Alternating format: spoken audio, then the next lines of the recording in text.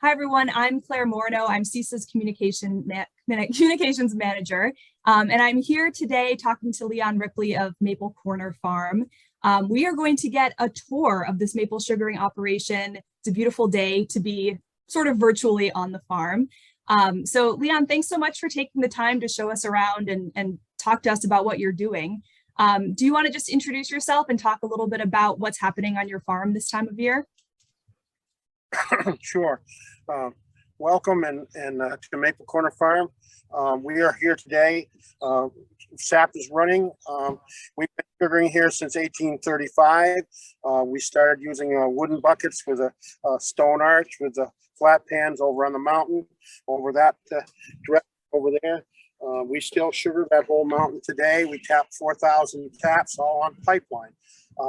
We have a few demonstration buckets here on the trees, and they're actually running today. It takes warm days and cold nights for the maple sap to flow.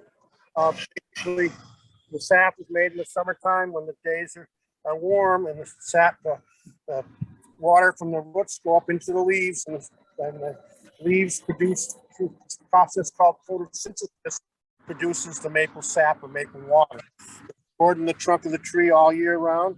It freezes up during the winter, and on warm days like today, it thaws out and travels up and down in the tree.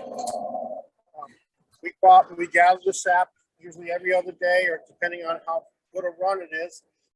It's basically sweet water. It takes 45 to 50 gallons of sap to make 1 gallon of maple syrup. These are a few buckets we still have here on the front lawn, and we're going to walk down to the trees here and show you a little bit of pipeline, and then we'll tour the sugar house. That sounds great. So most modern maple syrup is not produced using buckets anymore. Is that right? Mostly people have switched to more modern systems. Yes, we use all pipeline pretty much today.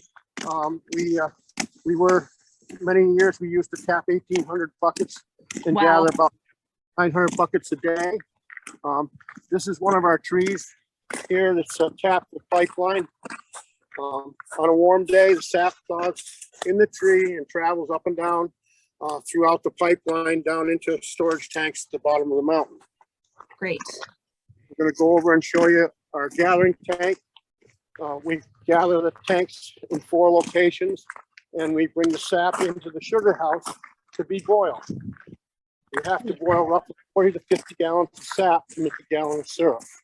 It's a real labor of love and fire and patience and heavy lifting. Sap here into the sugar house from our gathering tank. This one holds about 850 gallons. We unload here into the tank bed. We have roughly 6,000 gallons of storage here in the sugar house. Wow. This is our cold room. Wow. Cold in here, roughly about 32 degrees. From here, the sap travels down into the sugar house.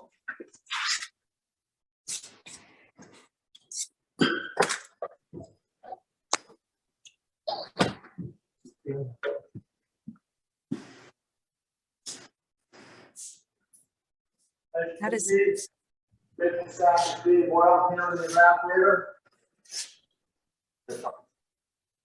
This rig is wood fired.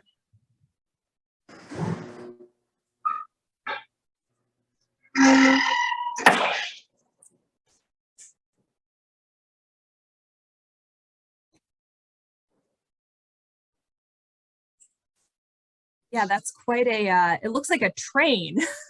That's really quite a piece of machinery. This fire has a blower on it, so that we utilize a very highly efficient evaporator.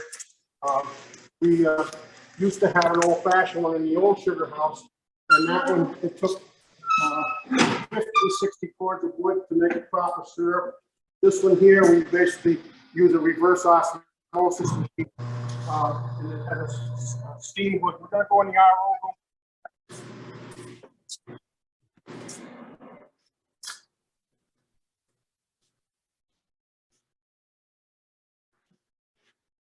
sap comes down from the tanks to the room above, and flows through this sap filter.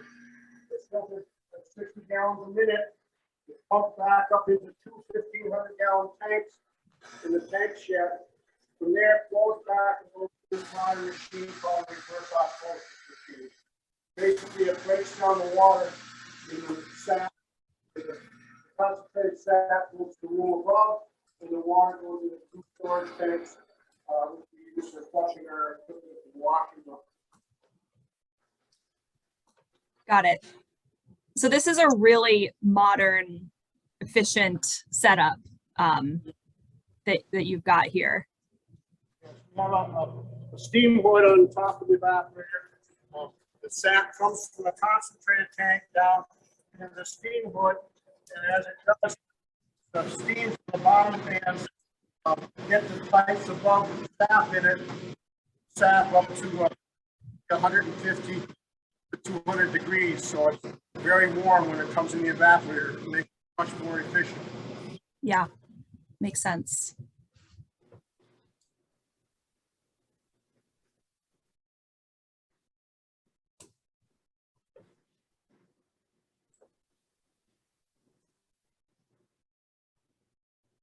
As a sap pan, you can see this is the side fans here.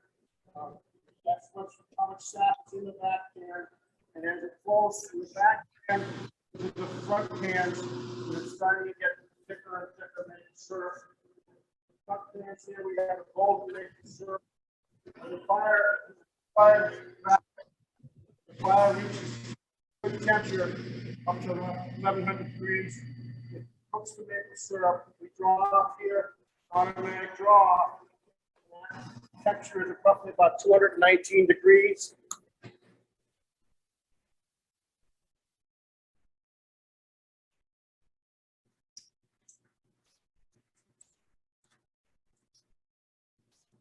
So you pull it off there out of the machine to bottle it. Is that correct?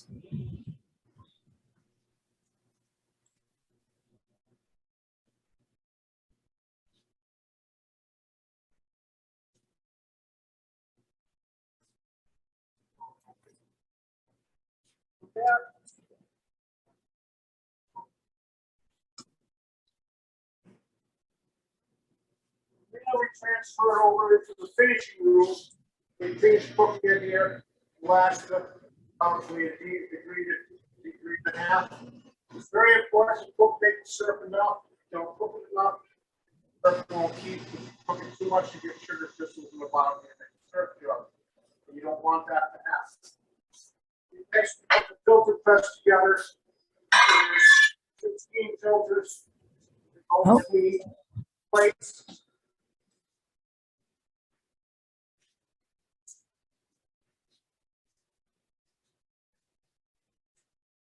And it's filtered very, takes out any particles or anything from the maple syrup.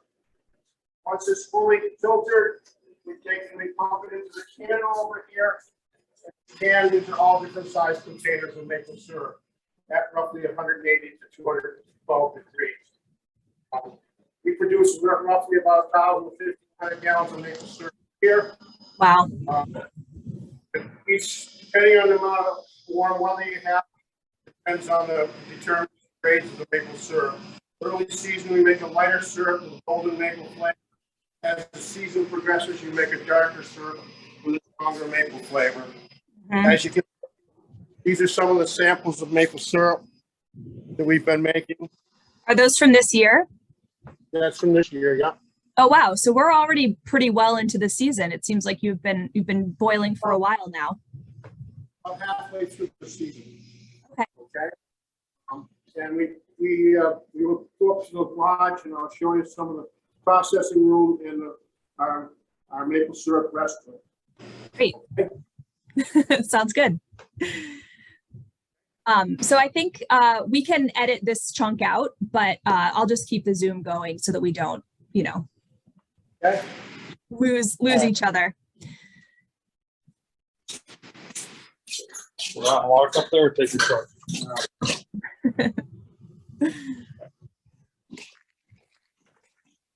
Just gonna walk up.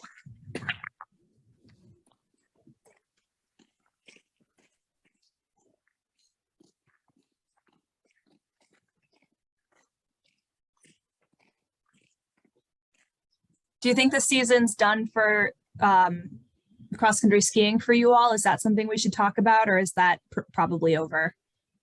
Might be skiing as early as Saturday, Sunday morning. One Oh, never really? knows. It's supposed to be some kind of a pretty good sized storm coming in the back door here Right. on Saturday night into Sunday. Yeah, I'm in But Florence, and I think it's mostly supposed to be rain, but maybe in Granville it'll be Right. snow. Hard to tell. Yeah. It seems like it's been an odd year for that. I guess every year is kind of an odd year at this We've point. had here we had about 3 weekends in late January, early February, and we had a couple hundred people a day some of the time. Oh, good.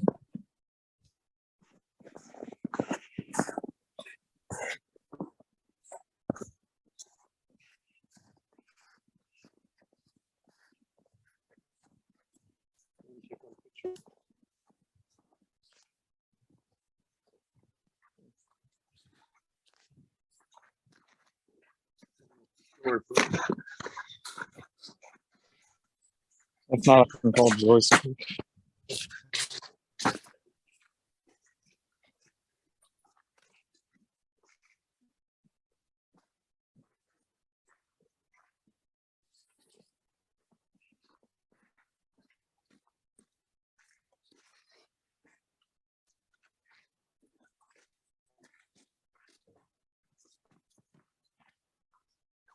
Should we start outside so you can sort of walk in and walk us through the space? All right. Yeah, we're gonna put the lights on for you quick, and then I'm like, Oh, gotcha. All right, you've got the whole setup planned. I'll follow your lead. All righty. How's the camera bed? Good. Yeah. It's a little shaky. No, it's fine. I did have a little bit of a hard time hearing some of the boiling section, just I think because it was a little louder in there. Yeah. But we'll see what we can do with the sound. There might be some pieces that I don't know. We'll have to see how it comes through in editing. But yeah, so far so good, I think. Alrighty. All right. So we are up at the lodge now, which in reality is just across the street from the boiling space, but through the magic of film, we've transported ourselves there.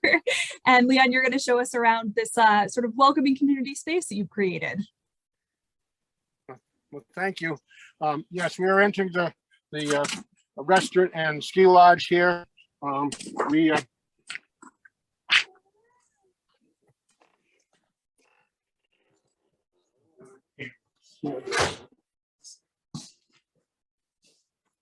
Nice warm fireplace there.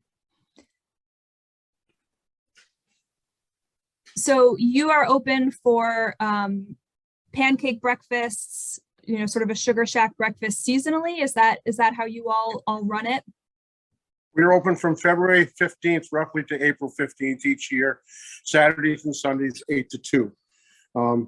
We serve pancakes, French toast, bacon, sausage, eggs, and coffee and tea, along with we have products available. If you'd like to take a picture of the product table here. Great. Maple products, of course. Lovely. And this is also our cross-country ski lodge. We have our about 150 pairs of cross-country skis, boots for rental, and we also sell used and new cross-country ski equipment. Great. We're gonna head down here and show you. So people can come for breakfast during the weeks that you're open, the seasonal weeks that you're open, regardless of weather and whether you're boiling or not. But cross-country skiing obviously is weather dependent. You need to have snow in order for people to come for that. Is that right? Yes, we are. We're open basically 8 to 2 each weekend from February 15th roughly till April 10th. Great. This is my wife's collection of artifacts from early sugaring with the yolks, and that's one of the barrels that they actually used for sugaring. We used for gathering sap in the woods on the woodshod sled. This is actually a picture of my dad with a yoke and gathering sap in Wow. the early 1900s. That's our upper sugar shack, and then this little picture down on the bottom is actually of me with a team of horses and a sap gathering tank. About Oh my 1950. goodness. Over here we have a collection of spouts from the early years where my great-grandfather carved the spouts themselves, and then a section of earlier wooden spouts my wife collected from different places, along with a total spout collection here at the bottom of the case, all the way up to early tubing, and then this is the tubing that we're using now. Great. Along with some of the early buckets and early molds. Most of the maple syrup years ago, we didn't have much for tin cans, so in the early years, in the late 1800s, early 1900s, these are some of my grandfather's and my dad's cans up on the top shelf here.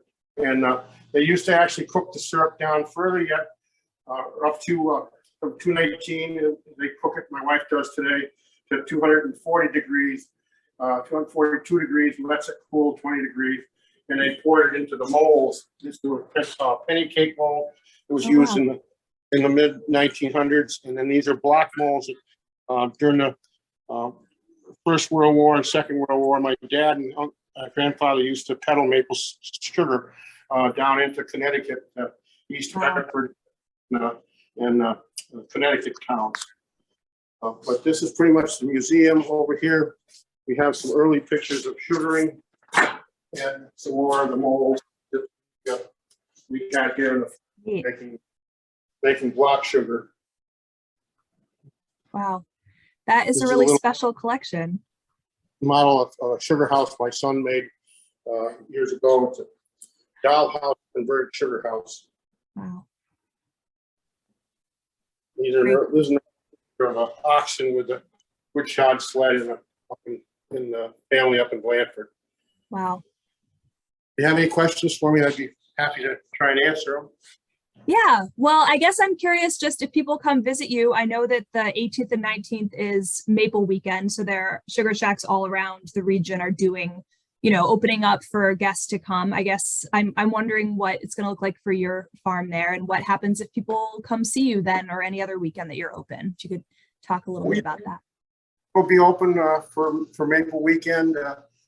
We have a pretty good crowd usually. Throughout the day, that day, we actually we give tours of the sugar house, and actually weekend before and after Maple Weekend, we continue to give tours every day. We try to boil on days, depending on the sap flow, flow of Mother Nature and the weather, and we try to boil most days, weekends. Some days we don't have any sap, but we continue to take and boil as much as we can. And we give out free samples, do a complete tour of the sugar house and the trees here at the farm throughout the weekend. Great. And I'm curious, maple sugaring, I think, most of the farms we work with, it's a very seasonally dependent, weather dependent business. I know that that's especially true for maple syrup. You really need the conditions to be right in order to be able to pull sap off and be making maple syrup. How's this year been overall? How are things looking halfway through the season? All this year, it's been cold weather. We kind of got spoiled about 3 years ago. We had a number of years where it was early sugar years where we make quite a lot of syrup in February. Last year have gone back to being traditional winters, more very cold temperatures. Most of the whole New England had a whole lot of syrup yet. The last few days this week have been improving, and we've got about a third of a crop right now, a little less. We hope to increase that in the next 3 or 4 days, and the next week looks very good for sap production with cold nights in the 20s and 30s and warm days in the mid 40s to low 50. So it looks promising for the next week or two. Good. Well, fingers crossed. I think it's people might like to know that like these oddball spring days where it feels so warm during the day and so cold overnight, like that's what we need for maple syrup. So it might feel like jarring to our human bodies, but for the trees, they need it. So I don't know, nice spin to put on it, I guess. Don't tend to like getting all this cold weather, but we need the cold nights and warm days to thaw the sap in the tree and have it travel up and down in the tree out into our buckets and our pipelines. Yeah. We still, once we have the syrup made in the sugar house, my wife processes it into maple cream and maple candies along with granulated sugar. And we make those year round, and we have them available here at the farm pretty much year round. We have 8 or 10 stores and restaurants that we supply throughout the year with maple products throughout the year. Great. So people can find your products year round. And this is the time of year to come visit if people want to see how it gets made and learn a little bit more about the, very short season that produces syrup for the whole year. Is there anything else that you want people to know about your farm or about maple sugaring or anything like that? We just want people to know that we make a fine product, a lot of care and understanding and cleanliness, and we try to produce a good crop, and we have been very successful at making maple syrup for many years. My grandchildren and my sons are involved, and they basically do a good deal of the work now, gathering the sap and boiling. And my wife does the candy making. The restaurant's open from 8 to 2 every weekend, and we hope to see as many people as can make it up in our neck of the woods. It's pretty easy to find us off of Route 23 or Route 57 up in Massachusetts. Yeah. Thank you. Yeah, thanks so much for taking the time. I know this is a really busy time of year, so I appreciate your time and attention to just showing us around. And I hope that people will make it out and see you in person and see what you're doing in person. So hope the rest of the season is smooth and productive. Thank you.